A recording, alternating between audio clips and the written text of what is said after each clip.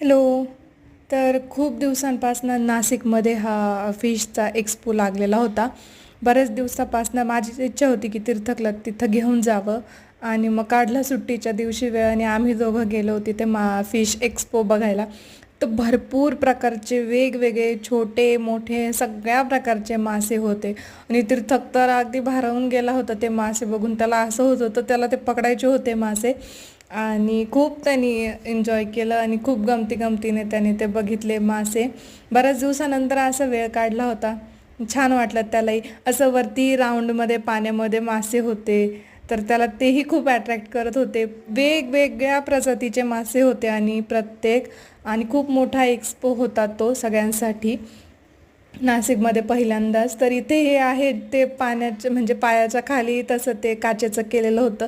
तर त्याला खूप भीती वाटत होती. असं वाटत होतं त्याला की तो पाण्यात पडेल की काय आणि खाली मासे होते. तर त्याच्यामुळे तो घाबरत घाबरत पुढे चालला होता. तर व्हिडिओ आवडला तर नक्की सबस्क्राईब करा, लाईक करा, सपोर्ट करा. थँक्यू.